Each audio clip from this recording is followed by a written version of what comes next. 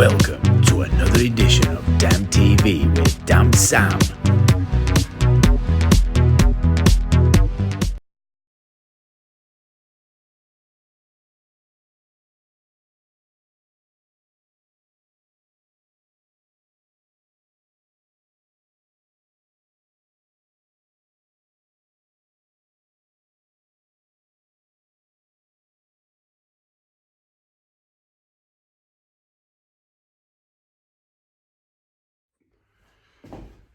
Good morning and welcome to a smoky school street in Old Town Road. So, what have we got today? Well, we've done most of the job because I didn't have time to do a video, so I'm just going to talk you around what we've done. Rising damp, penetrating damp on this wall, low level damp as well. So a bit of everything, and I'm going to tell you the reason why. So below here there's a basement, no ventilation in it. We've had to put 3 air bricks in to try and get some insulation in. There's a bit of high ground level towards back end. This was surveyed by a fellow member of the PCA, and we got sent their report through and asked to quote. I had to come out to have a look because this person's surveys sometimes has bits missing off it, so to speak. So I always have to come and check. 90% right, but other bits had to be added on. So that's always why I always have to come and check it myself, even though a fellow surveyor's done it, because some surveyors have not actually worked on tools, they've just learnt it from books, so it's hard for them to grasp what's involved. All good surveyors, and you know what I mean, probably up to average. They're not in category of super surveyors, which is like your top, you know what I mean, your top 1%. Brian Hindle, Dave Cook, people like that. So they're sort of up here. All those are around about average, and things can get missed, especially with these surveys that's doing 5 surveys a day or whatever, might be rushing round. So this wall here, it had some kind of damp readings getting picked up, sporadic damp readings. Now, when I come to look at it, I didn't pick any up because we just did random ones. And it is a timber wall, so it's been studded out, probably because they have got damp issues, or they did have damp issues at back. And that's what surveyor said, but what they said to be done was for all stud work to be took out, and they always recommend, well, this certain surveyor always recommends membrane from top to bottom, which is just ridiculous. Membrane from top to bottom on all walls, and then tucked into the floor and this, that and other. And because they've not been on tools, they don't know all systems. So I got here and I thought, well, what we'll do is we'll investigate it. I asked the customer, I said, what do you want me to do? I said, it looks dry. She says, well, I'd like you to take it off. So when we took it off, there were 2 battens on the other side. You'll see it pictures. So you got battens running down, and what they've done in certain places, but they've stuck battens with drywall, and that's where dampness was showing through, so that was touching plasterboard, so you were getting some kind of penetrating damp, condensation trapped at the back as well. And then you've got some high ground level, so it were wet in this corner down here, but that was due to not having any ventilation in cellar, so like low level damp down there, some low level damp down there, and then some bits there. So what I did, I said to the customer, I wanted to keep this cove in. I says, because if you want me to take all the wall out, we're going to going to have to take this coving down and you'll have to get it replaced. I mean, I could have done it like, but not done that sort of stuff for years, but she said she wanted to keep it, so we had to think a different way. So I cut all studs, so just below where plaster's finished there, it's blended in.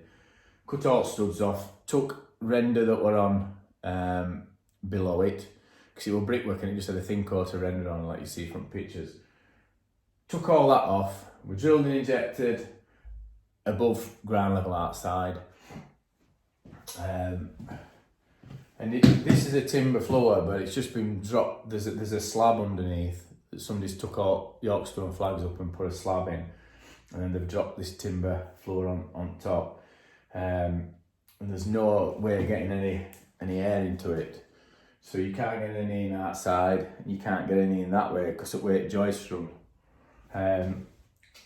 So it's just going to have to be left unless you put like holes in everywhere, and it'll just look unsightly. So not really much you can do apart from take it up and put a solid screed on, put a membrane down, put a solid screed over the top. But obviously budgets don't always allow that. So what I decided it were about 45mm. No, sorry, it was 50mm from wall to thickness of plasterboard. So we bought like a super insulated plasterboard, which were at 40mm, and I got it reduced. So that was a win-win. Cut that, so it fitted up to 2.4, and then we got some left on top, so I put some packs, and I fetched some insulated board that we'd used on other job, so filled it all out, and then we put boards straight across it to bring it flush with top, so thickened it out. So packed that up off the floor and stuck it on, blended in, brilliant. I mean, walls are they're not straight. Whoever's done it before have not done a very good job. They've skimmed over architraves and everything, but you can only go to what were there before. So we've blended it in, and it'll be all right when it's finished.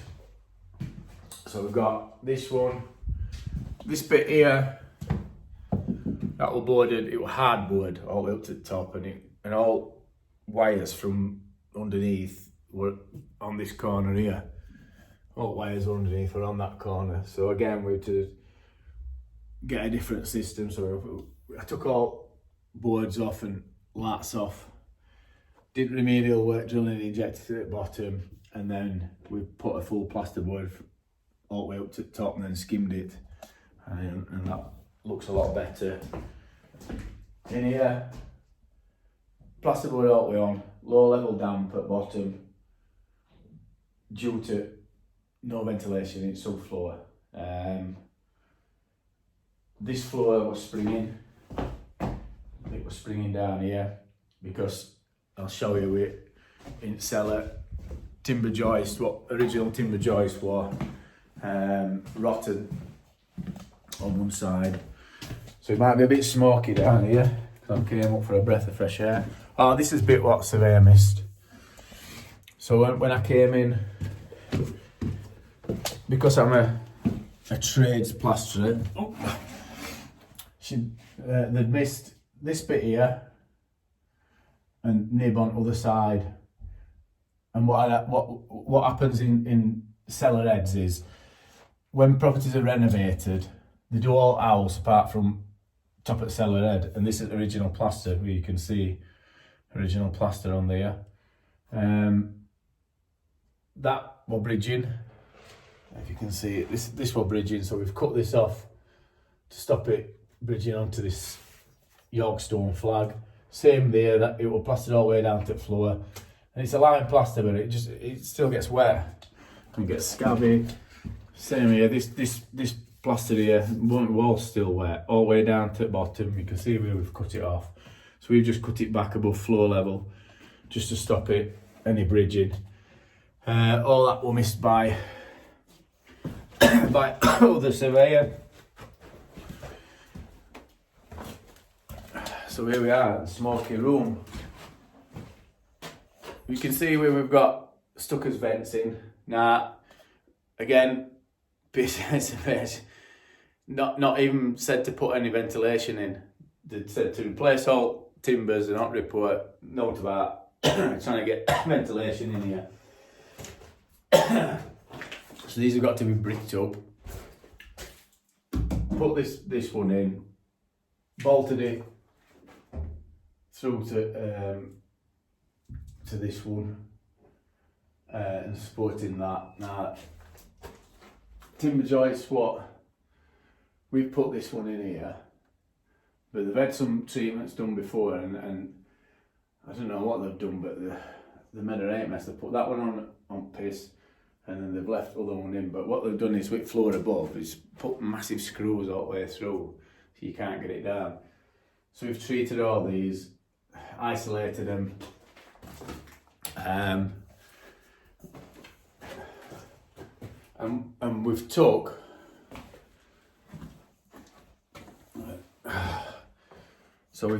in here, you can see it here, this was a timber beam, all rotted. It will just nearly fall into bits. So we've put a concrete beam in here. Just in process of fitting these here, because across here, across that bit there, were timber joists. And to say that they were rotten, they'll just like, they'll fall into bits. They're soaking wet, they'll fall into bits. So we're swapping them all for concrete lintels. So one there. I've got 1, 2, 3. 3 more to go in there, and then they're Yorkstone steps on bottom. Don't need them on bottom. So we're just going to replace them. I'd probably be advised to get a fan in here, because it's just, it is humid outside, but you can't get any air bricks into this wall here. So we're just trying to get some airflow. I think what I have to do is I might have to put a couple more holes on that wall, and then we have to put a louvered venting kitchen door as well, just to try and get some airflow. But they might have to have some kind of mechanical fanning. So, but that'll have to be discussed later. So it's been all go on this job. We're up to Thursday, so we're on track. We're on track to finish tomorrow. I've just got skirtings to put on, and Monday, plumber's going to come and stick that radiator back on. One of the things that this morning when I were in lock-up, I found one of my trowels dropped down, and I thought it was, when it dropped down, I thought, it's a midget trowel.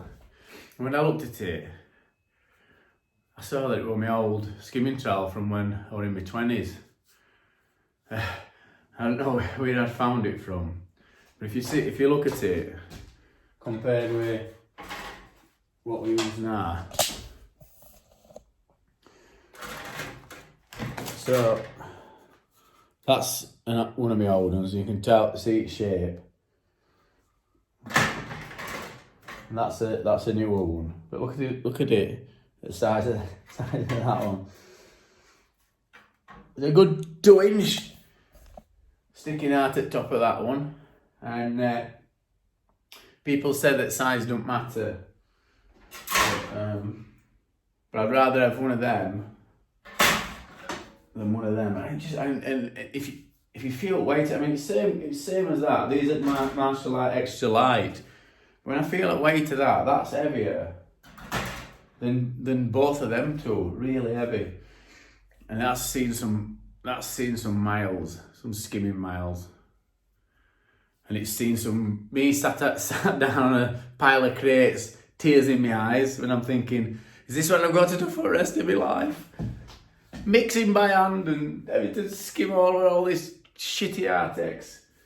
So that's my acting anyway. But that's what used to happen when when I were younger, when I were a plasterer, because you had to, I don't know if I've told you, or some of your older viewers will know, when you had to board and skim a ceiling in olden days, you had to mix a bucket up and finish just to put your scrims on. Because none of this sticky scrim, super sticky scrim like what we've got, that orange stuff. You had to put strips on first. Cut all these, if you were Essien, you had to cut all these scrims first. And some of it used to roll up. And they were just a nightmare to put on. So that was a bucket. So that was your first hour. Cutting your scrims, putting your scrimming up on all right edges as well. And as somebody said the other day, if one started falling, it'd pull all lot down. So if you'd not got enough finishing or finish had dried out, and then it started to peel back off, it'd roll off and it'd just pull every scrim down. And then you just sit there and want to roar. So that was your first hour skimming, and then you had to fill in between. If it were Essien, fill all in between, and then put your second coat on after that, and maybe another coat if scrims were still showing through. And kids today, they don't know the born. And we didn't have mixers, we didn't have Refina mixers, we had to mix by hand with a posher. In fact, I've got that in pickup, I might get that out another day, with posher. You had to like, some people said bike cugs, these are specially made. And they'll be wanting to put it in plastering museum. It's that old. A lot of my old apprentices will remember me seeing it and wondering what it was. But now all you have to do is get Refina out, fill the bucket up, stick a bag in. Takes about 2 minutes, if that, to knock a full bucket up. Before it used to take 10 minutes, like going like posturing it and posturing it. Worn out at the end of the day. So things have come a long way in the last few years, and that's why I do Dampproofing, because it's a bit better return than skimming per mile, even though that's probably thousands and thousands, I don't know how much. So now you've seen me old trowel, and I've shown you around right house. Please subscribe, and somebody said the other day, like and ring bell for notifications for when there's another video coming up, because it might be video that deals with damp problem in your house. Yeah, your house, that one that's in corner, all that black mould and stuff. I might be doing about that on the next video, and you might miss it and have to go and get a dodgy cowboy to do it, and then you'll be ringing me up saying, can you come and sort it out for me? And I will, or I'll give you advice on my website. So get in contact, and I'll give you free advice. That's Damp Sam signing off on a Thursday. I'm off to get a signing now. See you later.